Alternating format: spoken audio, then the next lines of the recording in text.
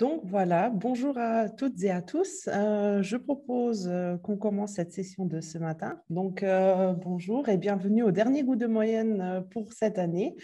Donc ce matin, nous allons parler des assurances nécessaires en grande région. Donc lorsque vous allez prester en grande région.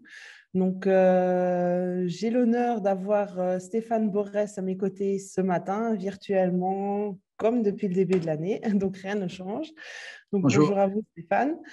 Donc voilà, petite présentation de ma part. Je m'appelle Clémence Sigel, je travaille au service Handwerk International de la Chambre des métiers. Donc, nous conseillons les entreprises artisanales qui souhaitent s'orienter vers l'étranger ou qui sont déjà actives à l'étranger et ont besoin de soutien dans l'une ou l'autre thématique.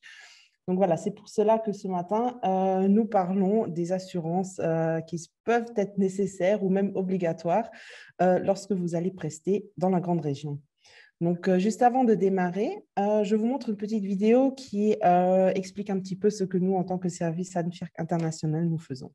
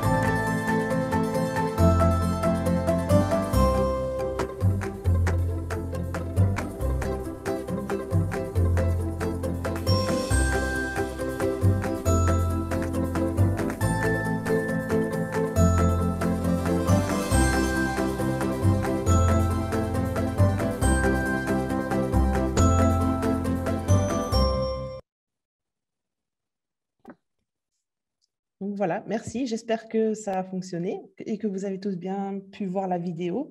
Donc, quelques petits détails techniques avant de démarrer. Si vous avez besoin d'une traduction en langue allemande, parce que la manifestation est en langue française, n'hésitez pas. Il y a normalement dans votre barre des tâches, on va dire Zoom, il y a un petit globe. Et si vous cliquez dessus, vous pouvez obtenir la traduction simultanée en allemand. Donc voilà, ça c'est une chose. Si vous avez des questions, n'hésitez pas à les poser donc, dans le chat. Nous jetons un coup d'œil tout au long de la manifestation dans le chat et pour qu'il n'y ait pas trop d'interférences au niveau du son pour la traduction, pour que ce soit clair. N'hésitez pas à poser vos questions dans le chat ou après, à la fin de la fin de la manifestation, n'hésitez pas aussi à prendre le micro. Voilà. Donc, à propos micro, je vous demanderai de laisser vos micros éteints aussi durant la manifestation pour qu'il n'y ait pas non plus d'interférence au niveau du son. Voilà, ce serait tout de mon côté. Donc, Monsieur Borès, je vous laisse la parole et d'avance déjà, merci. Merci, Madame Igel. Je vais donc partager mon écran avec la présentation. Voilà.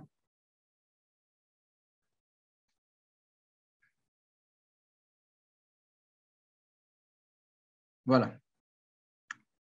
Donc aujourd'hui, nous allons voir les assurances dans la grande région, particulièrement liées à la construction. Donc, nous allons voir que l'assurance a un caractère obligatoire, notamment en France et en Belgique. Et nous aborderons aussi certains aspects pour l'Allemagne. Donc, nous allons voir donc, le marché français et la couverture pour les entreprises luxembourgeoises. Donc, on va parler d'entreprises qui sont au Luxembourg, présentes au Luxembourg, sans une succursale à l'étranger et qui souhaitent aller travailler en France. La même chose pour la Belgique et la même chose pour l'Allemagne. Alors, en France et en Belgique, on ne peut pas bâtir comme cela sans assurance. Il faut savoir qu'il est nécessaire de produire une attestation de la garantie d'assurance décennale qui est obligatoire donc, et qui est imposée par le législateur, peu importe que vous agissiez en tant qu'artisan, entrepreneur immobilier, entrepreneur général ou contractant général. La loi est la même pour tout le monde, on va le voir. Alors, il y a une problématique, étant donné les critères de préqualification sévères, il est très souvent difficile de s'assurer pour une entreprise luxembourgeoise et de trouver une couverture d'assurance et notamment sur le marché français. La problématique vient du fait que les assureurs français exigent la plupart du temps un numéro CABIS, hein, donc une attestation comme quoi vous avez un établissement en France. Et évidemment, lorsque l'on souhaite franchir la frontière et que l'on n'a pas d'établissement en France, on a un souci avec lequel nous avons travaillé avec la Chambre des métiers il y a plus d'une dizaine d'années pour essayer de trouver un partenaire assureur qui pourrait éventuellement aider à franchir les frontières. L'entreprise doit répondre de l'élimination. Donc, le but, c'est quoi, hein? C'est de garantir la RC décennale. Hein. La RC, votre assurance responsabilité civile entreprise, de manière générale, elle couvre, la RC exploitation couvre pour les entreprises luxembourgeoises, généralement, donc, monde entier, c'est-à-dire que, vous savez, les dommages causés à des tiers, eh bien, là, généralement, vous pouvez aller en France, vous pouvez aller en Allemagne, vous pouvez aller en Belgique sans problème. Par contre, pour ce qui relève de l'assurance décennale, là, par contre, effectivement, on a une problématique. Hein. Donc, l'entreprise doit répondre de l'élimination des défauts qui apparaissent après, on parle bien de vices cachés, après la réception du projet de construction. On va voir cela en détail. Hein. Donc, l'objet principal de l'assurance est la couverture des dégâts matériels à l'édifice causés par des défauts de solidité et parfois d'impropriété à destination de l'ouvrage. On va voir cela plus en détail naturellement. Alors, premièrement, le marché français, la couverture pour les entreprises luxembourgeoises. Alors, quels sont les assureurs qui couvrent la RC décennale pour les entreprises luxembourgeoises? Comme je le disais en préambule, on va voir qu'en réalité, on a peu de choix et peu de chances de se faire assurer lorsque l'on n'a pas d'établissement secondaire en France. Alors, les assureurs présents en France, si l'entreprise a une filiale ou une succursale en France, alors là, évidemment, on n'a pas de problème. Hein. On va trouver des assureurs comme AXA, Allianz, SMA BTV, Covea, Albingia, pour ne citer que quelques-uns. Alors, certains assureurs, alors sur ce deuxième point, c'est de moins en moins vrai, malheureusement, il faut être surtout une grosse société. Certains assureurs présents en France et au Luxembourg, bon, ils ne sont pas nombreux à faire cela, il y a AXA et Allianz, donc on peut les citer. Certains assureurs présents en France et au Luxembourg, mais pour leurs clients uniquement et pour des gros projets avec des formalités administratives et de temps contraignants. Alors ça, c'était valable fut un temps pour des très gros projets, mais même maintenant, ça devient très, très complexe. Covid étant passé par là, le marché de l'assurance, c'est vraiment resserré et surtout de la réassurance. Et donc ça, on a vraiment des difficultés maintenant, même à ce niveau-là. Alors, il y a un assureur allemand, je le disais, enfin, je n'ai pas dit qu'il était allemand, mais en préambule, qui va effectivement, sur lequel nous sommes allés chercher à l'époque pour essayer de trouver une solution, parce que les entreprises allemandes avaient la même problématique finalement que nous autres au Luxembourg pour aller travailler en France. C'est-à-dire, lorsqu'on n'a pas de filiale en France, comment fait-on pour s'assurer alors que c'est obligatoire et que si on souhaite effectivement aller travailler dans le domaine de la construction en France. Alors, les Allemands, au départ, la VHV, la FAO travaillaient avec des partenaires français, puis ça n'allait pas. Et ils ont décidé de créer leur propre produit 100%, qui correspond 100% à la législation française. Et donc, ils ont fait ça pour les entreprises assurées chez eux en Allemagne. Nous sommes allés les voir en disant, écoutez, est-ce que par extension, vous n'accepteriez pas de couvrir les entreprises luxembourgeoises qui décident d'aller travailler en France? Et ils ont accepté de le faire, évidemment, sous certaines conditions. Alors, un point important hein, sur le choix de l'assureur décennal, si on peut tenter qu'on puisse dire qu'on ait un choix aujourd'hui, c'est surtout la solidité financière, puisque finalement, un assureur s'engage avec une prime à payer les sinistres qui surviennent pendant 10 ans. Alors, on va regarder un petit peu la législation française plus en détail pour que vous compreniez bien d'où viennent ces obligations. Alors, c'est d'abord l'article 1792 du Code civil français. Alors, nous avons le même au Luxembourg, mais j'ai envie de dire, nous avons le même article, mais il n'est pas composé de la même façon, puisque la législation luxembourgeoise est beaucoup plus souple, j'ai envie de dire, que la législation française en la matière, et on va le décrire ici. Alors, tout constructeur d'un ouvrage est responsable de plein droit envers le maître ou l'acquéreur de l'ouvrage des dommages, même résultant d'un vice du sol, qui compromettent la solidité de l'ouvrage, hein, c'est ce que nous avons ici au Luxembourg, la solidité de l'ouvrage, ou qui, l'affectant dans l'un de ses éléments constitutifs ou l'un de ses éléments d'équipement, le rendent impropre à sa destination. Donc, le rendre impropre à sa destination, ça c'est une notion que nous n'avons pas dans la loi luxembourgeoise, mais qui est souvent amenée quand même par le juge via des jurisprudences françaises justement en application. Mais là, c'est clairement défini dans la loi, contrairement au droit luxembourgeois. Il y a donc deux notions à prendre en considération en droit français, l'atteinte à la solidité d'ouvrage et l'impropriété à la destination. Alors ici, il y a présomption. Alors voilà, la différence aussi importante, hein, c'est la présomption de responsabilité. Il faut savoir qu'au Luxembourg, nous avons une présomption de responsabilité dite simple, c'est-à-dire que l'une des parties peut apporter la preuve contraire. Par exemple, l'entreprise peut prouver qu'elle n'a pas commis de faute. C'est-à-dire qu'il ne suffit pas qu'il y ait un dommage pour que l'entreprise soit présumée responsable. En France, c'est complètement différent. Il y a une présomption de responsabilité absolue qui ne peut pas être contestée, ce qui signifie là, pour le coup, qu'il suffit qu'il y ait un simple dommage de nature décennale, naturellement, pour entraîner la responsabilité de l'entreprise, d'où, de facto, l'obligation d'assurance décennale derrière. Puisque nous le savons aussi au Grand-Duché, nous n'avons pas l'obligation d'être assurés en décennale. L'entreprise, j'ai deux mains. J'ai la main droite, c'est la responsabilité. La main gauche, c'est l'assurance. Au Luxembourg, tout entrepreneur est responsable, hein, de manière décennale ou biennale, mais l'assurance, on ne l'a pas nécessairement. Et d'ailleurs, elle est difficile à trouver corps d'État par corps d'État. On peut assurer qu'un projet au Grand-Duché au titre de ce qu'on appelle l'assurance contrôle. Mais en France, hein, donc l'assurance et la responsabilité décennale ne font qu'un. L'assurance est obligatoire en France. Alors, vous voyez, donc nous avons un article 1792. En France, il est décliné en plusieurs alinéas. 1792.1, donc qui est réputé constructeur de l'ouvrage, tout architecte, entrepreneur, technicien ou autre personne liée au maître de l'ouvrage par un contrat de louage d'ouvrage, toute personne qui vend, après achèvement un ouvrage qu'elle a construit ou fait construire, toute personne qui, bien qu'agissant en qualité de mandataire du propriétaire de l'ouvrage, accomplit une mission assimilable à celle d'un locateur d'ouvrage. Alors, j'ai mis ici un petit astérix pour définir ce qu'est un locateur d'ouvrage, puisque c'est une notion que l'on va retrouver. C'est une entreprise qui exécute des travaux dans le cadre d'un contrat de louage, moyennant un prix convenu avec son client. On parle également dans le langage courant de contrat d'entreprise. Donc, ce sont locateurs d'ouvrage, les entreprises, bien sûr, mais également les architectes et les ingénieurs. L'alinéa 2 de l'article 1792.2 du Code civil, responsabilité décennale du locataire d'ouvrage, hein, pour donc, de l'entreprise, de l'architecte. On va parler que de l'entreprise ici, c'est ce qui nous intéresse. Donc, responsabilité décennale de l'entreprise pour la solidité des éléments d'équipement indissociables de l'ouvrage. Vous allez voir, on distingue les éléments dissociables et des éléments indissociables. Les éléments indissociables relèvent de la garantie décennale et les éléments dissociables, d'équipements dissociables de l'ouvrage vont relever de la garantie biennale, on va le voir par après. Donc, la présomption de responsabilité établie par l'article 1792 s'étend également aux dommages qui affectent la solidité des éléments d'équipement d'un ouvrage, et seulement lorsque ceux-ci font indissociablement corps avec les ouvrages de viabilité, de fondation, d'ossature, de clos ou de couvert. Je le disais, c'est une responsabilité décennale.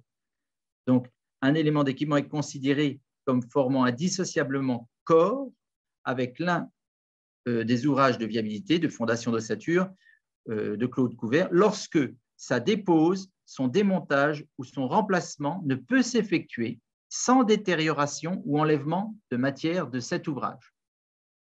Donc, dès lors que, par exemple, on a une canalisation qui est encastrée, eh bien, prenons une canalisation de radiateur, par exemple, hein, eh bien, une petite canalisation comme ça. Si la canalisation est à l'extérieur de l'ouvrage, et donc à l'extérieur du mur, je veux dire, pardon, à l'extérieur du mur et rejoint le radiateur, eh bien, nous aurons, on va le voir par après, une garantie de 2 ans, alors que si cette même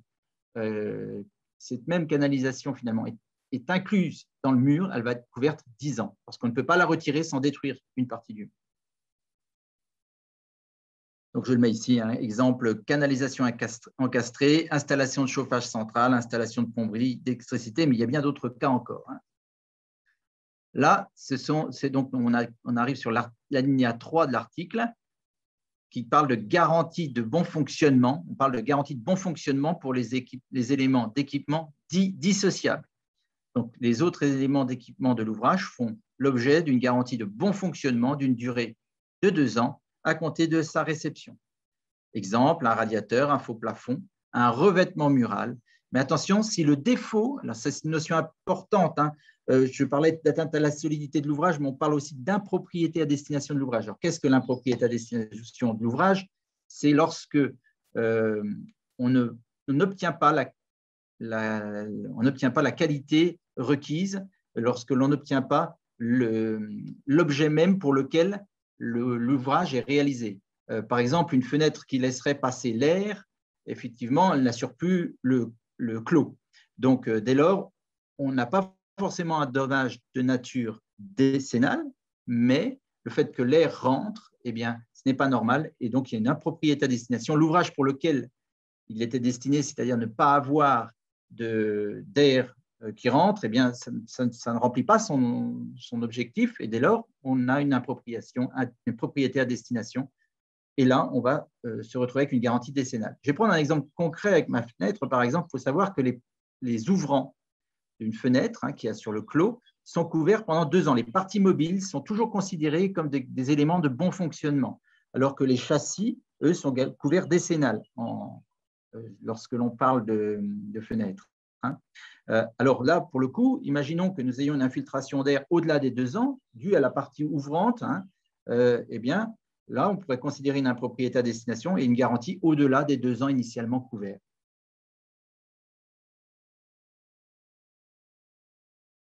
Il y a également un 4e alinéa. J'ai retenu les principaux qui nous concernent ici, il y en a 7 en réalité. Donc, l'article 1792-4 du Code civil qui parle de la responsabilité du fabricant. Parce que derrière, on a aussi le fabricant qui a une partie de responsabilité dans certains cas. Alors, lorsque le locataire d'ouvrage, l'entreprise, pose un EPERS, EPERS, cela signifie élément pouvant entraîner la responsabilité solidaire. Donc, son fabricant est solidairement responsable des dommages l'affectant. Alors, qu'est-ce que cela? Eh bien, j'ai donné ici toute une série d'exemples pour illustrer. Je crois que c'est beaucoup plus parlant que faire un long discours. Il faut qu'il y ait une notion un petit peu d'ingénierie, si vous voulez, dans le produit, c'est-à-dire quelque chose qui soit spécifiquement étudié pour un marché. Donc, on va noter ici des cellules préfabriquées, des charpentes industrialisées, des châssis de fenêtres et porte-fenêtres. Donc, effectivement, généralement, on étudie spécifiquement pour une maison les dimensions des fenêtres, etc. Enfin, de toute façon, tout ça a été déterminé par soit le BCT, ce qui signifie le Bureau central de tarification, j'y reviendrai plus tard, soit par une jurisprudence.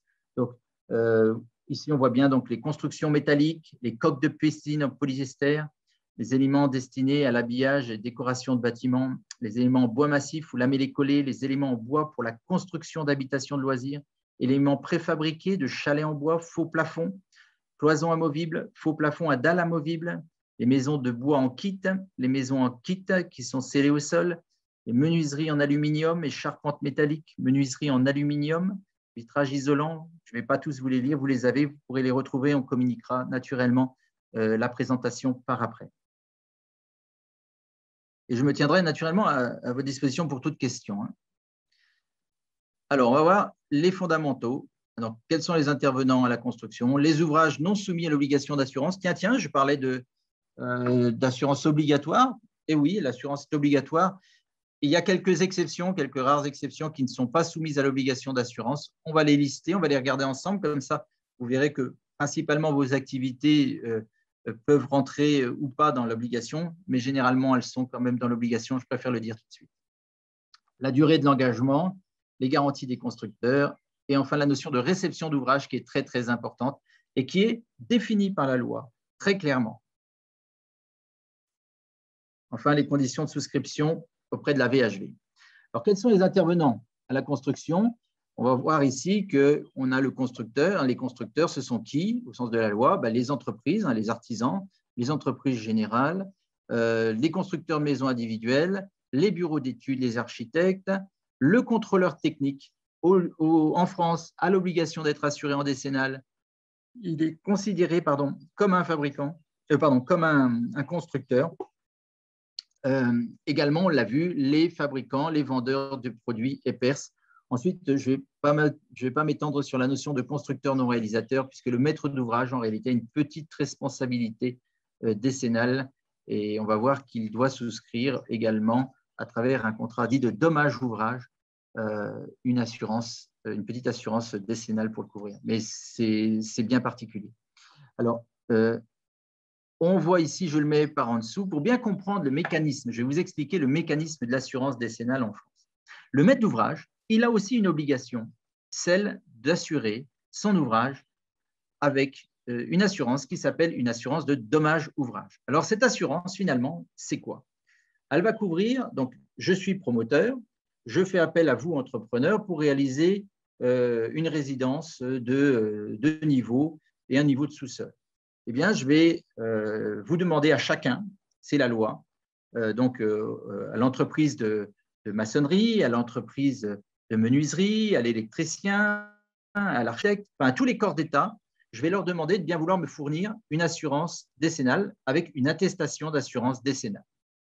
Alors, ce qui est important, c'est quoi? C'est que moi, je vais avoir, en tant que maître d'ouvrage, aussi une obligation de souscrire cette assurance dommage ouvrage. Alors, vous allez me dire, tout le monde souscrit, là, c'est… Le système veut que le maître d'ouvrage souscrive cette assurance, qui est une assurance dite de préfinancement. Moi, je suis promoteur, je vends des appartements. Si dans les 10 ans, un sinistre de nature décennale apparaît, eh bien, je vais donc devoir une garantie aux différents acquéreurs des ouvrages. Je la dois, moi, en tant que maître d'ouvrage. Mais avant tout, c'est l'entreprise qui a réalisé les travaux et qui a réalisé, entre guillemets, un vice caché qui en est responsable. Donc, mon assureur à moi, assurance dommage ouvrage, va indemniser le tiers en déant les 3 mois après l'expertise et la détermination des responsabilités. Alors voilà, mon assureur dommage ouvrage paye le tiers lésé. Et le tiers lésé n'entend plus parler de personne. Par contre, l'assureur dommage ouvrage, c'est pour ça que je parle d'assurance de préfinancement, va lui faire un recours contre les assurances décennales des différents intervenants, des différentes entreprises ou architectes ou ingénieurs responsables du dommage. Donc, c'est à double niveau, à double cliquet. Hein. Premièrement, l'assurance dommage ouvrage obligatoire du maître d'ouvrage paye le tiers lésé. Secondement, l'assureur dommage ouvrage fait un recours contre l'assurance décennale obligatoire des différents corps d'État qui sont responsables du dommage.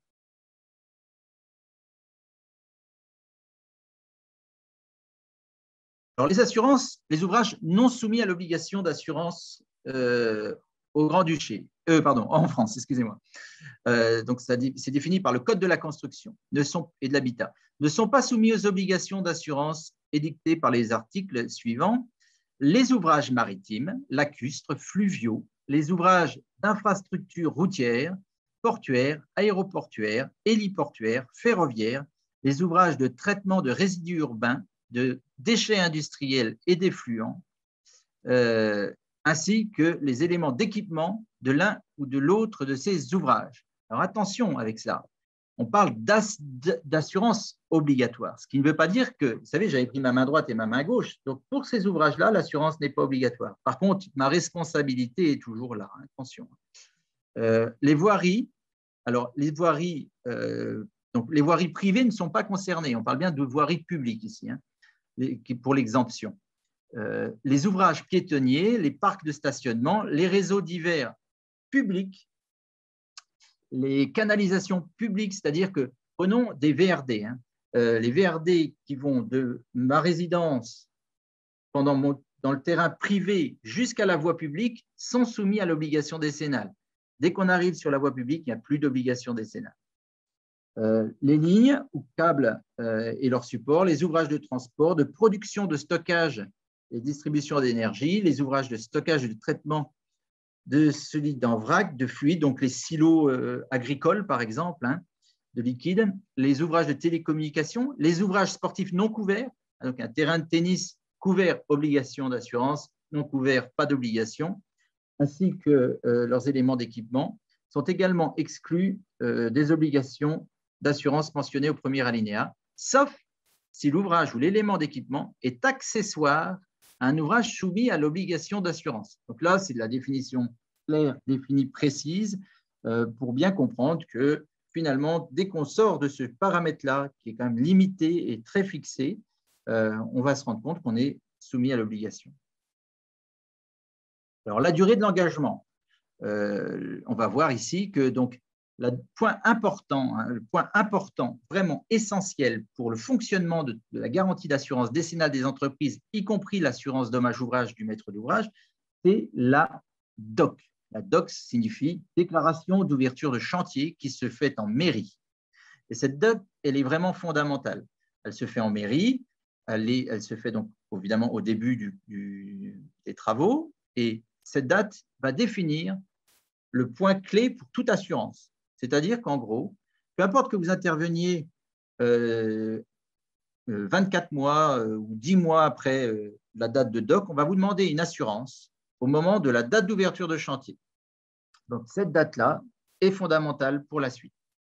Donc, on va voir qu'il y a une garantie de parfait achèvement, c'est l'article 1792-6 du Code civil français, qui dit que, on va le voir après, mais l'entreprise est responsable de lever les réserves qui ont été émises à la réception et puis de tout désordre qui apparaîtrait après la réception pendant 1 an. Ensuite, on a la garantie de bon fonctionnement, celle que l'on a vue pour les éléments dissociables des équipements, les éléments d'équipement dissociables, et puis tous les autres qui relèvent de la garantie décennale, pendant 10 ans donc.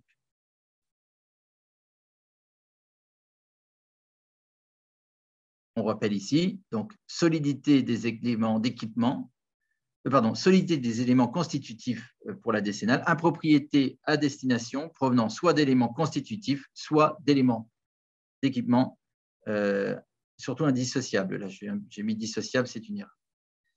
Enfin, solidité des équipements indissociables pendant 10 ans. Garantie de bon fonctionnement, elle, c'est l'article 1792.3 du Code civil, solidité des éléments d'équipement dissociables. La garantie de parfait achèvement, donc je l'ai expliqué, seul l'entrepreneur est tenu de réparer les désordres ayant fait l'objet de réserve à la réception des travaux. Et les désordres apparus dans l'année de garantie de parfait achèvement est notifié par écrit par le maître d'ouvrage à l'entreprise concernée. La réception de l'ouvrage. La réception est l'acte par lequel le maître de l'ouvrage déclare accepter l'ouvrage avec ou sans réserve et qui fait partir les garanties décennales. Elle intervient à la demande de la partie la plus diligente, soit à l'amiable, soit à défaut judiciairement. Elle est en tout cas, en tout état de cause, prononcée contradictoirement. C'est une date très importante pour tous les assureurs, vous l'aurez compris, et surtout pour l'entreprise qui est levée de la garde de l'ouvrage, déjà, premièrement, c'est une chose importante, et puis derrière, pour l'application de ses responsabilités pour les vices cachés. Alors, je vous le disais en préambule, les solutions d'assurance, elles sont très, très peu présentes, malheureusement. Donc, on a aujourd'hui une possibilité pour les entreprises luxembourgeoises qui veulent travailler en France sur la RC décennale et obtenir une RC décennale, c'est via l'assureur VAO, qui est un leader de l'assurance en Allemagne de la construction. Alors, pour ça, il y a quelques critères minimums. Il faut que l'entreprise soit créée depuis au moins 3 ans. Les documents doivent être écrits en langue française, comme ça concerne le droit français. Le proposant, c'est l'entreprise qui demande, doit respecter les normes françaises, donc les normes françaises, les eurocodes, les avis du CSTB, enfin les autorisations. Là, jusque-là, il n'y a vraiment rien d'extraordinaire. Il y a un point qui est important, par contre, c'est le suivi de votre projet de construction est effectué par un expert du réseau d'experts en construction Saretec. C'est-à-dire qu'en fait, l'assureur vous oblige à souscrire un contrat de contrôle via Saretec. Alors, les sommes ne sont pas importantes, ce n'est pas ça le sujet, mais et ça, du moins au début, parce que par expérience, je me suis rendu compte que les contrôles Saretec se font par la VHV pour les entreprises qui ne connaissent pas bien. Une fois qu'ils connaissent les entreprises, il n'y a plus de contrôle derrière. Alors, les conditions se font soit par des contrats de chantier, donc on assure un chantier, c'est pour les artisans, les PME. Le marché, quand on fait chantier par chantier, doit être supérieur à 100 000 €. Alors, ce qui est important, vous l'avez compris, c'est qu'il y a un système de recours, hein, toujours. Donc, le proposant, donc l'entreprise, ne doit pas sous-traiter, sauf si le sous-traitant est assuré en RC décennal, pour qu'il y ait un recours possible. Et les projets, et même si le montant du marché doit être supérieur à 100 000 euros, le montant global de la construction ne doit pas dépasser 15 millions d'euros. Et si c'est le cas, il y a des solutions. Enfin, il existe la possibilité pour les entreprises qui font des petits marchés annuellement d'avoir un contrat annuel. Donc, le montant de chaque marché ne doit pas excéder la somme de 100 000 euros, sinon on passe sur un contrat spécifique. Donc, c'est destiné aux artisans et PME. Le proposant ne doit pas déléguer ou sous-traiter une partie de son marché pour les mêmes raisons. Et enfin, la somme cumulée annuelle ne doit pas dépasser 5 millions d'euros. Voilà, je ne suis pas là pour faire la pub pour VHV, hein, je dis juste que c'est la seule solution qui existe aujourd'hui sur le marché. Donc, je ne vais pas m'étendre plus sur le sujet. Si vous arriviez à trouver d'autres solutions, évidemment, n'hésitez pas à nous en faire part. On est toujours très, très preneurs au niveau de la Chambre aussi pour voir s'il y a des autres solutions qui apparaissent. On est un petit peu coincé aujourd'hui. Voilà. Alors, maintenant, je vais parler du marché belge. Alors, peut-être, si vous avez peut-être le moment de poser quelques questions, si vous avez des questions sur la première partie par rapport au marché français, à ses obligations. Alors, pour le moment, je ne vois pas de questions dans le chat. Donc, s'il n'y en a pas à ce moment-là, je propose qu'on continue. D'accord, n'hésitez pas en tous Ah, les cas. attendez, je crois Hein, qu'apparemment, il y a quelqu'un ça dans le bouge, chat qui aurait une question. ça C'est bouge, ça. ça bouge. Euh, je pense qu'elle est en train d'écrire.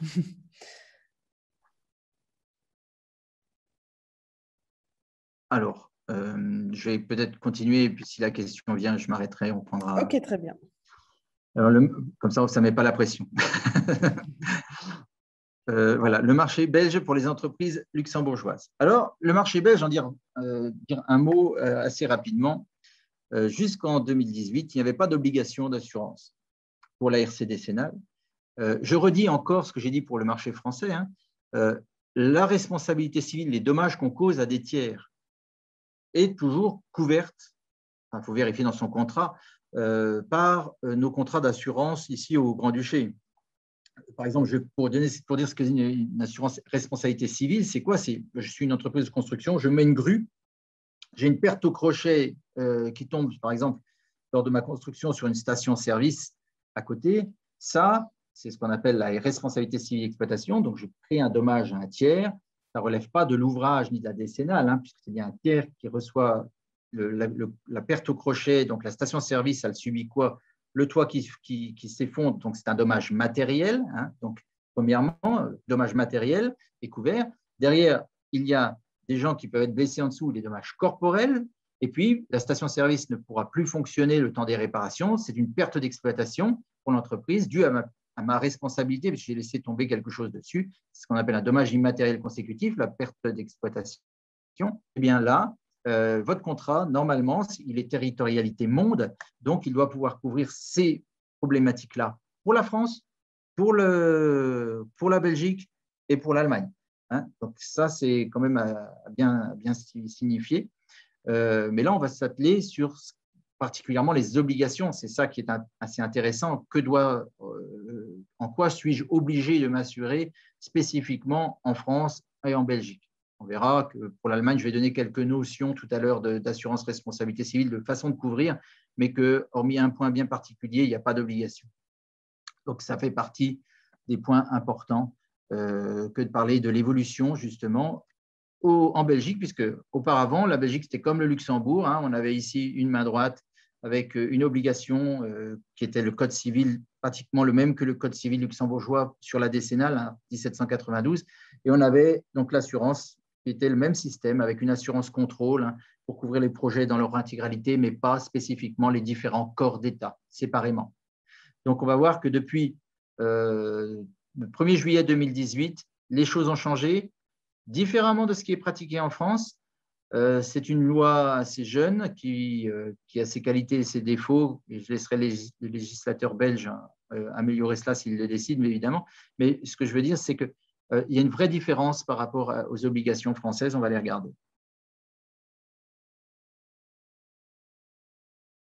Alors, ce que je viens de dire, hein, il n'y avait pas d'obligation. Alors, la loi dite Peters-Borsus a rendu obligatoire la souscription d'une assurance décennale pour les entrepreneurs, architectes et autres prestataires pour les bâtiments destinés au logement. Donc là, on se fixe déjà un cap bien précis, hein, destiné au logement.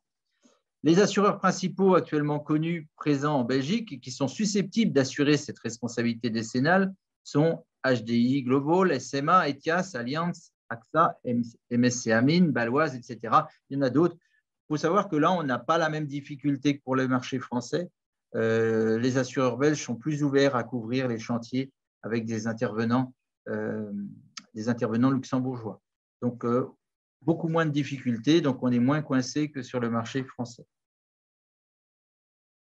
Alors, point important, je le redis hein, toujours, mais le choix de l'assureur, c'est sa solidité financière. Il y a eu quelques faillites d'assureurs, je ne vais pas les citer, mais on avait une compagnie d'assurance qui était immatriculée au Luxembourg, qui assurait la décennale en France hein, et qui a fait faillite, donc qui n'était pas assez capitalisée et qui s'était délocalisée au Luxembourg. Et il y a eu une faillite derrière. Hein, donc, les entreprises qui ont souscrit cette garantie décennale se sont retrouvées sans assurance derrière. Donc, il faut faire très attention à cela. Alors, la législation, que dit-elle? Donc, la loi est parue le 9 juin 2017 au Moniteur belge, comme la loi du 31 mai 2017 relative à l'assurance obligatoire de la responsabilité civile décennale des entrepreneurs, architectes et autres prestataires du secteur de la construction, de travaux immobiliers et portant modification de la loi du 20 février 1939 sur la protection du titre et de la profession d'architecte. Il faut savoir qu'avant cette loi, seuls les architectes avaient l'obligation d'être assurés en RC décennale. C'était même pire qu'au Luxembourg, puisqu'au Luxembourg, ce sont les architectes et les ingénieurs qui ont l'obligation d'être assurés. Avant, les architectes en Belgique n'avaient pas cette obligation nécessaire. Alors, que dit la loi? La loi Peters-Borsus, elle oblige tout acteur impliqué dans les travaux de construction de souscrire une assurance décennale qui couvre sa responsabilité civile, donc nature décennale, pour une période de 10 ans après acceptation des travaux. Cette assurance décennale est limitée aux sinistres qui ont pour cause la stabilité, la solidité et l'étanchéité de l'habitation, quand la stabilité, la solidité et l'étanchéité mettent l'habitation en péril. Donc, 3 notions, solidité, stabilité, étanchéité. On n'a pas de notion d'impropriété à destination comme en France. Hein. Donc, c'est vraiment étanchéité, solidité, stabilité. À partir du moment où l'habitation est en péril. Donc, c'est vraiment l'habitat qui est visé. La loi est entrée en vigueur le 1er juillet 2018 pour des travaux de construction pour lesquels le permis de construire définitif a été délivré après la promulgation de la loi, naturellement. Alors, quels chantiers sont concernés? La construction neuve, comme la rénovation d'habitations, requérant obligatoirement, au terme de la loi, l'intervention d'un architecte. Donc, s'il n'y a pas d'architecte, pas d'obligation. Les chantiers pour lesquels le permis d'urbanisme définitif a été délivré après le 1er juillet 2018. Habitation, qu'est-ce que cela? Une habitation ou la partie d'un bâtiment qui, dès le début des travaux immobiliers, est destinée totalement ou principalement à être habitée. Principalement, c'est lorsque ils ont tout défini, hein, lorsque plus de 50% de la superficie est destinée à être habitée. Alors, qui relève de l'application de cette loi? Les architectes, les entrepreneurs, les prestataires qui, en regard de la loi, sont considérés comme entrepreneurs et qui, effectuant des travaux qui tombent sous la dénomination travaux de construction, l'entrepreneur qui effectue les fondations, le couvreur, le poseur de portes et fenêtres, le poseur de chape, enfin, le plombier, tout le monde, quoi, en fait. Hein. Les autres prestataires dans le secteur de la construction, comme les bureaux d'études qui, je le répète, auparavant n'avaient pas cette obligation. Alors, une portée limitée, on va le voir, hein, contrairement à la France où c'est le montant, je ne l'ai pas dit tout à l'heure, mais c'est le montant total des travaux qui doit être fait, hein, quel que soit votre marché. Pour garder sous contrôle l'augmentation des coûts dans le secteur de la construction, l'obligation d'assurance donc est limitée. Les principales dispositions et restrictions sont les suivantes. La loi ne s'applique qu'aux habitations qui sont situées en Belgique et destinées principalement à des logements individuels, comme on l'a vu. Les constructions suivantes, donc, ne tombent pas, par exemple, sous le sens de la loi pour de multiples raisons. Les chambres d'étudiants et de travailleurs saisonniers, les monastères, les hôpitaux, certains établissements publics, les logements collectifs, seule la responsabilité seule la responsabilité décennale doit être assurée, plusieurs types de sinistres sont exclus. Les dommages esthétiques, c'est défini dans la loi. Les dommages purement immatériels, donc les dommages immatériels, ce sont les conséquences imaginons qu'on ait un bâtiment, un préau qui s'effondre et on doit louer, on va dire un garage qui s'effondre et on doit louer un nouveau garage. Eh bien, ici, votre perte d'exploitation, les dommages immatériels consécutifs, le fait que vous ayez un garage à louer ne sera pas pris en compte. C'est vraiment les dommages propres à l'ouvrage qui sont pris.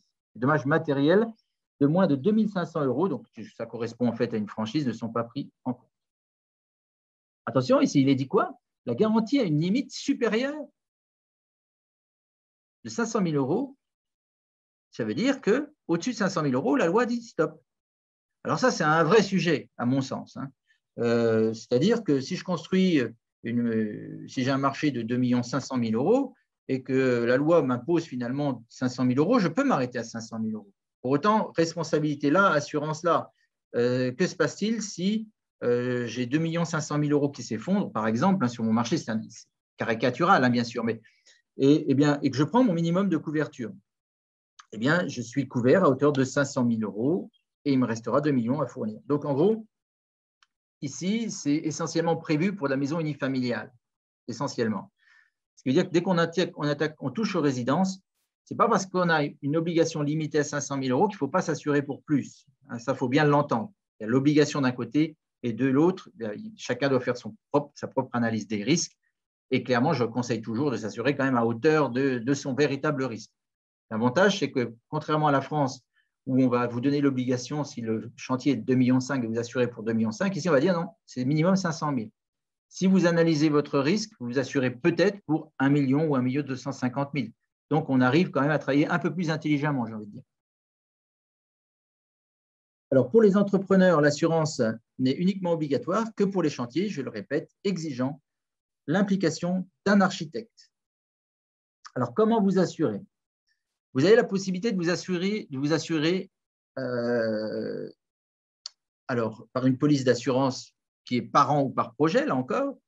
En principe, chaque partie doit s'assurer individuellement, mais la loi, vous voyez un petit peu, là, c'est un côté positif, elle prévoit qu'une police globale qui couvre la responsabilité décennale de tous les acteurs de la construction puisse être souscrite. C'est tout simplement le principe qu'on a actuellement au Grand-Duché. Je suis un maître d'ouvrage a souscrit une assurance dite décennale, assurance dite contrôle, parce qu'il faut l'intervention d'un bureau de contrôle, qui va couvrir l'ensemble des intervenants, architectes, ingénieurs, entrepreneurs, sous-traitants. Donc, à partir de ce moment-là, cette assurance contrôle va permettre de couvrir tout le monde. Si vous faites la même chose en Belgique, vous n'avez plus, si le maître d'ouvrage le fait, évidemment, vous n'avez plus l'obligation de prendre un contrat spécifiquement. Donc ça, c'est un point très intéressant. Parce que certains entrepreneurs et autres prestataires du secteur de la construction trouvent difficilement à s'assurer. Le gouvernement a constitué un bureau central de tarification. Alors, qu'est-ce que ce bureau central de tarification? Je vais en parler pour la Belgique et pour la France, parce que tout à l'heure, j'ai dit j'en parlerai. C'est exactement le même principe. Je n'arrive pas à m'assurer, monsieur, le bureau central, c'est un organisme d'État, qu'il soit belge ou français, c'est exactement le même système. Je vais rester sur la Belgique, vous avez compris, ça fonctionne pareil en France. Je n'arrive pas à m'assurer. Très bien, alors c'est obligatoire. Je construis une maison unifamiliale, je dois m'assurer pour mes 500 000 €. Très bien. Je vais demander 3 offres d'assurance à 3 assureurs différents qui font ce type de couverture. Ces derniers me répondent non. J'ai les 3 documents, je les transmets au bureau central de tarification qui va me demander vers quel assureur je souhaite préférentiellement être assuré. Je vais donc le lui dire et il va aller voir cet assureur et lui dire voilà, vous devez assurer l'entreprise, cette entreprise. Donc, derrière, le bureau central va également définir la tarification. L'assureur va proposer une tarification et ce dernier, le bureau central, va dire « je suis d'accord avec votre tarification » ou alors « elle est trop élevée » ou alors, parfois, ça arrive aussi, c'est « je vais mettre une majoration » pour les jeunes entreprises notamment.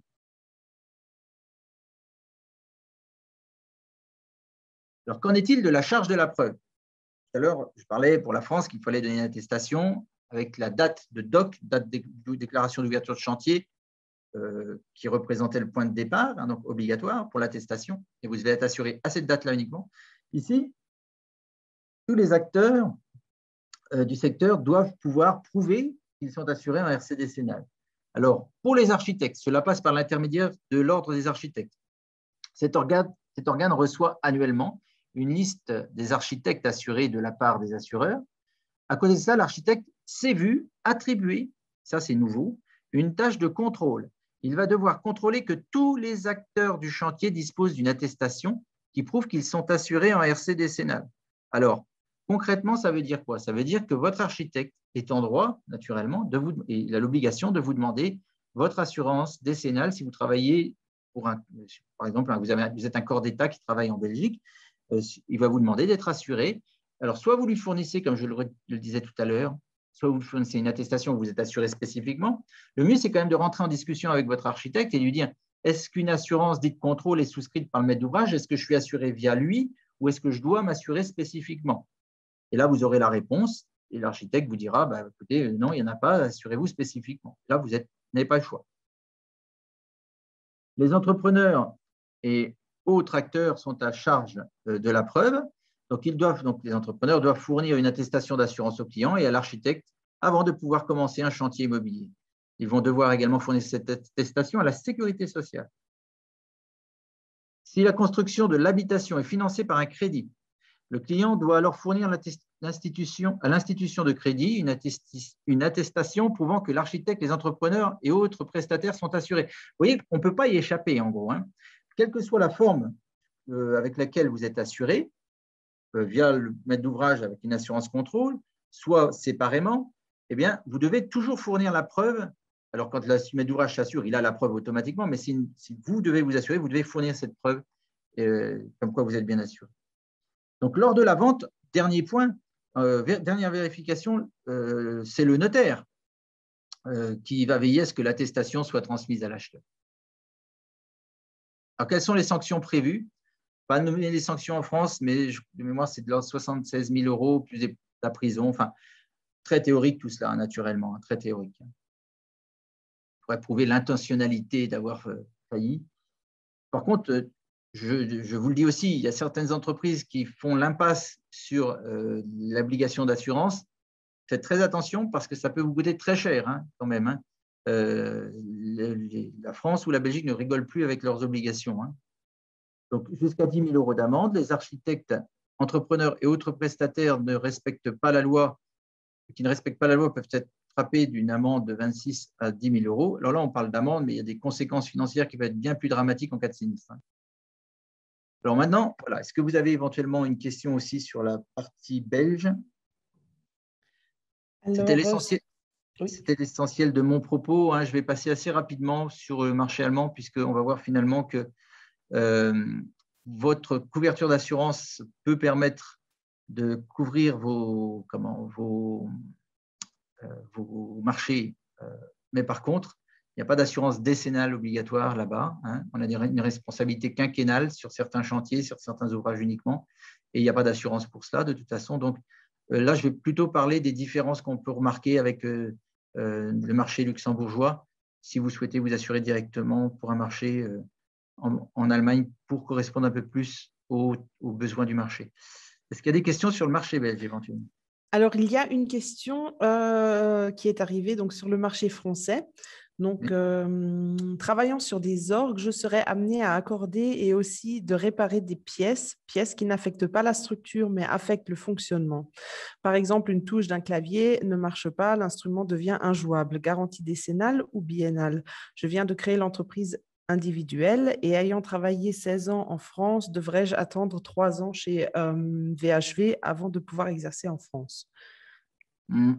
Alors, la réponse à la deuxième question, c'est oui. Ça, ils ne veulent pas entendre d'entreprises qui viennent d'être créées. Ça, c'est un peu dommage, mais bon, c'est comme ça.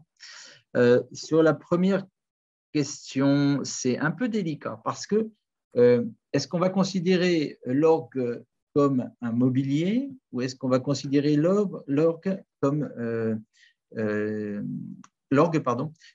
un bien immobilier par destination? Et si on est sur de l'immobilier par destination, on sera évidemment, on va être couvert, pardon, on va être tenu aux responsabilités décennales ou biennales. Donc là, je vais répondre après à la question. Si on considère que c'est un mobilier, à ce moment-là, on n'est pas soumis à cette obligation. Donc, je n'ai pas la réponse aujourd'hui, pour être honnête, mais c'est le cheminement et le cheminement intellectuel qu'il faut mener. Après, est-ce qu'effectivement, on est sur une responsabilité biennale ou décennale? Selon moi, on est plutôt sur une responsabilité biennale, puisque l'impropriété à destination, là encore, c'est qu'est-ce que ce serait? C'est un mauvais son très, très difficile quand même à mettre en évidence. N'oublions pas que tout ceci a pour objet de viser la construction et la solidité principalement. Le mauvais son, je ne pense pas qu'on puisse l'apparenter, ça n'engage que moi de le dire, hein, à une impropriété à destination.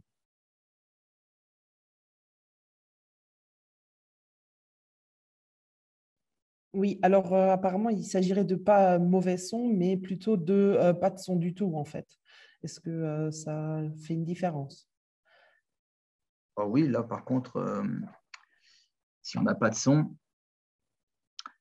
je pense qu'effectivement, on va être sur une notion d'impropriété à destination. Mais là encore, il faut bien voir quelle est l'origine de la problématique, hein. Je ne suis pas très, très à l'aise, honnêtement, avec ce cas de figure qui est bien particulier. Et comme toujours, la loi est soumise à interprétation, hein. Donc, que dirait un juge in fine? Ça, je ne peux pas le prétendre. Pour moi, j'ai tendance à dire qu'on serait plutôt sur de la biennale que sur de la décennale. Je ne vois vraiment pas comment on pourrait faire acter une impropriété à destination. Et d'ailleurs, j'ai un doute, honnêtement, sur le fait que ce ne soit pas considéré comme un mobilier et ou un immeuble par destination. Donc, c'est à regarder, à étudier plus précisément. Voilà. Donc, du coup, la question finale à ce sujet, du coup, à qui s'adresser? C'est une bonne question. Moi, je veux bien répondre, je veux bien réfléchir un peu sur la question avec cette personne, s'il faut, hein. Ok, d'accord. Donc, on peut aller plus dans le détail. Ok. Regarder et puis essayer de trouver une solution et puis voir un petit peu justement comment font les confrères, etc. Je crois qu'après, il faut aussi regarder un petit peu comment sont assurés les concurrents, etc. pour voir si effectivement on est sur une obligation ou pas. Ok, d'accord. Très bien. Donc, il faut vous contacter. Voilà, désolé pour cette réponse un peu de normand, mais ce n'est pas évident, quoi, hein. Honnêtement, ce n'est pas quelque chose de basique. Pas de souci. Ok, ben, je vous propose de continuer dans J'ai ce rien contre cas-là. les Normands. Dans ce cas, je vous propose de continuer sur Oui. le marché allemand. Alors, le marché allemand pour les entreprises luxembourgeoises. Alors, quels sont… Donc ici, on vise plutôt sur de la responsabilité civile, hein, comme je le redis, hein, votre contrat permet d'aller en Allemagne. On n'a pas ces obligations comme on a vu précédemment. Donc, mais comment est constitué, c'est plutôt la façon d'appréhender comment est constitué un contrat en Allemagne. L'assuré, donc quelles sont les personnes assurées? La personne ainsi que les personnes suivantes sont couvertes par l'assurance responsabilité civile professionnelle, donc les représentants légaux de l'assuré, hein, et les autres représentants, les employés de la société, les collaborateurs de l'assuré, y compris les apprentis, les stagiaires, les intérimaires. Là, il y a peut-être une notion importante, hein, c'est les anciens représentants et les employés, s'ils sont tenus pour responsables pour des dommages causés pendant leur activité exercée chez l'assuré. Ça, c'est quand même une notion qu'on n'a pas au Luxembourg, c'est-à-dire un employé qui est parti, qui serait recherché à titre personnel pour une implication dans un dommage, dans un sinistre. Eh bien, l'Allemagne prévoit ce cas de figure, ce qui n'est pas prévu ici chez nous. Les risques à intégrer, hein, donc la couverture ne se limite pas aux risques habituels spécifiques au secteur de la construction. Elle s'entend par exemple aussi donc, à la responsabilité civile pour le produit de l'assuré, les dommages corporels et matériels causés par l'influence sur l'environnement tel que l'air, l'eau ou le sol. Il y a une notion un petit peu différente, hein, pour ce qu'on appelle chez nous pollution accidentelle environnementale. Les Allemands sont beaucoup plus en avance que nous, hein. Nous, on vise véritablement la pollution accidentelle. Eux vont un petit peu plus loin. Donc là encore, avoir une couverture spécifique versus allemand, n'est pas négligeable, hein, surtout si on a un problème de cette nature qui apparaît, puisque on serait assuré conformément finalement aux us et coutumes du marché allemand. Dommages causés à l'environnement, l'assurance couvre donc les frais pour la réhabilitation de l'environnement. Les dommages causés par des véhicules, des machines, enfin toutes sortes, hein, non soumis à l'obligation d'assurance, ainsi que par exemple des drones. On a la même chose sur le Grand-Duché. Pour les drones, il faut demander quand même au Luxembourg. Donc, les dommages subis par les immeubles locaux, machines, travaux, autres objets mobiliers loués par l'assuré. Et enfin, les revendications en raison de discrimination. Donc, ça, ce sont des notions vraiment qu'on ne retrouve pas chez nous. Restriction de garantie, exclusion. Donc, les dommages causés intentionnellement, c'est pour tout contrat d'assurance, j'ai envie de dire worldwide, hein. Les dommages aux objets fabriqués et livrés par l'assuré, c'est également le cas au Luxembourg. Les dommages pour une utilisation non conforme aux règlements en matière inflammable ou explosive. Alors, quels sont les montants de couverture qui se pratiquent? Et on va voir là la seule finalement obligation que l'on a vraiment, c'est, je la décris ici par après. Donc, pour les dommages corporels, là, c'est une tendance. Hein, attention, ce n'est pas quelque chose de figé. On peut trouver plus, on peut trouver moins. C'est de 3 à 5 millions d'euros pour les dommages corporels. C'est entre 500 000 et 5 millions d'euros pour les dommages, les autres dommages, hein, les dommages matériels et immatériels. En général, ces augmentations sont possibles dans une limite de 20 millions. Hein, si vraiment on a un marché spécifique, ça ne pose pas trop de problème de se couvrir jusqu'à 20 millions spécifiquement. Pas dans les contrats annuels, une telle somme ne sert à rien, mais si on a un marché particulier. Alors, hauteur de la garantie pour risques spéciaux, ça, je voulais quand même insister là-dessus. Si vous intervenez sur des lignes de chemin de fer et avec des véhicules sur rail, là, il y a une assurance obligatoire à hauteur de 20 millions qui est nécessaire. Hein. Enfin, généralement, les montants sont triplés pour le plafond annuel d'assurance. Là, ce sont des montants par sinistre. Hein. Les franchises, il y a diverses combinaisons de dommages corporels. Alors, les franchises, ça varie. Hein. J'ai envie de dire, les franchises ne sont pas très, très, très élevées en Allemagne de manière classique. Hein. Donc, vous voyez ici de 150 à 1000 euros. Et puis, pour les responsabilités civiles produits, en général, c'est 10% du montant du sinistre avec un minimum de 1000 euros jusqu'à 10 000 euros. Voilà ce que je pouvais vous dire sur les couvertures allemandes. Elles sont moins exigeantes du fait de l'absence de responsabilité décennale, notamment, que les couvertures sur les marchés belges et français. Voilà, j'ai beaucoup parlé. J'espère que cela vous a intéressé et je suis naturellement ouvert à toute question. Merci beaucoup, Monsieur Borès. C'était très intéressant, comme toujours. Alors, pour le moment, je ne vois pas de questions dans le chat. Maintenant, si l'une ou l'autre personne souhaite prendre le micro et poser une question directement ou encore poser une question dans le chat, n'hésitez pas. Je pense qu'on peut dire qu'on reste encore quelques minutes en ligne si jamais il y a l'une ou l'autre question. Oui, et puis, si vous avez par après des questions, n'hésitez pas à les transmettre à Madame Igel qui me les fera suivre, ou des cas particuliers que vous souhaiteriez, comme ces personnes qui voulaient avoir une information sur les orgues. J'espère avoir des réponses plus claires dans des cas de figure un petit peu moins spécifiques, mais tout s'étudie, il n'y a aucun problème. Il n'y a pas de souci. Oui, je transmettrai de toute manière aussi vos contacts. Et puis, si la présentation, on pourra aussi la transmettre aux participants s'il y a encore l'une ou l'autre question par la suite. Mais je pense qu'apparemment, il y a une question qui est en train de se formuler.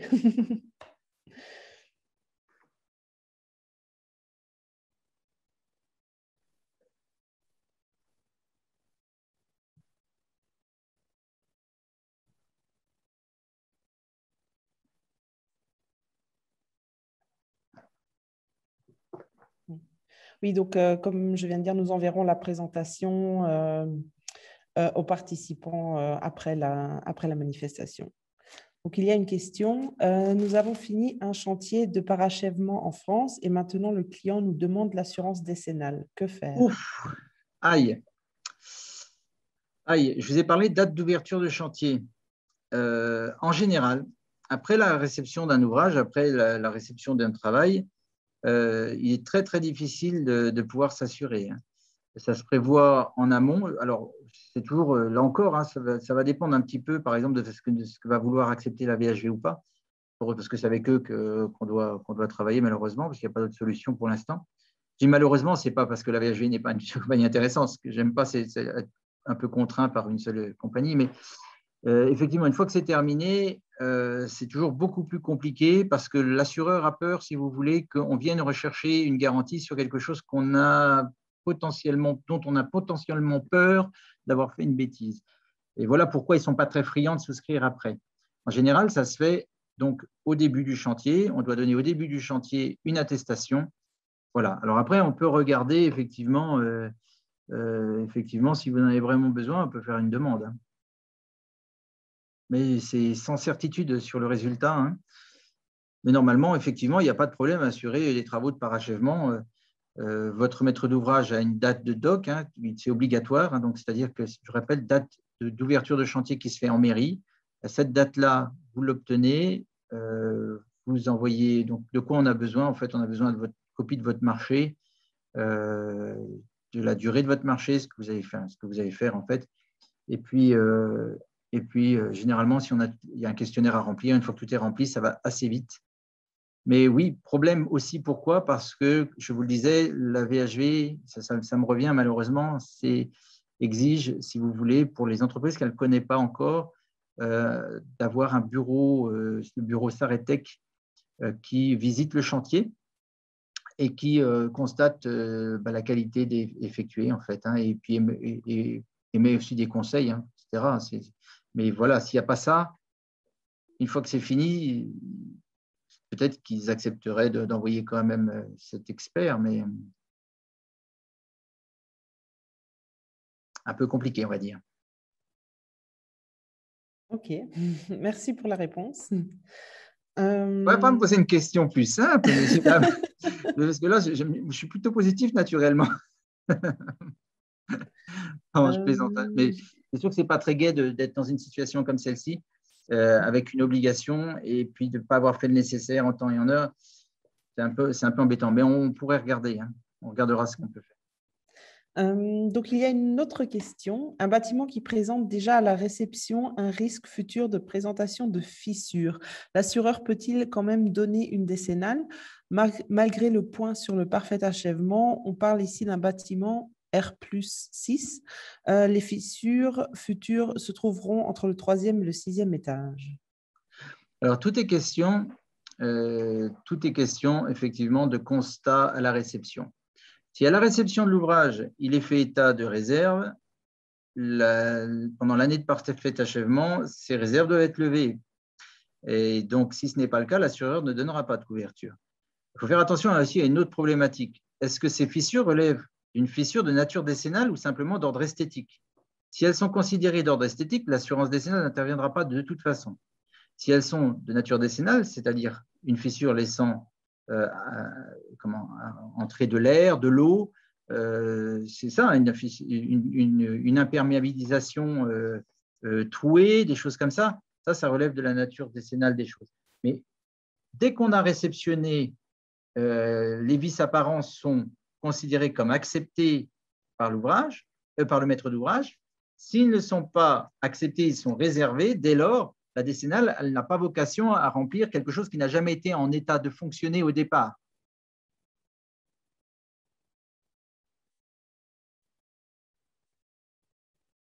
Ok, très bien. Donc, je pense que ça répond à la question posée. Pour le moment, c'est la dernière question, voilà, effectivement. Donc, voilà, je propose, sinon qu'on s'arrête là pour aujourd'hui, s'il n'y a plus d'autres questions. Nous transmettrons donc la présentation, les coordonnées, etc. Directement après la manifestation. Donc, comme ça, s'il y a des questions, n'hésitez pas à nous contacter, nous ou Monsieur Borès directement. Donc, il n'y a pas de souci à ce niveau-là. Donc, voilà, Monsieur Borès, je vous remercie encore une fois pour votre présentation ce matin avec des questions très intéressantes. Et voilà, donc merci beaucoup à vous et je dirais à bientôt pour un prochain Goût de moyenne. Et merci à tout le monde. Merci beaucoup, Eddie.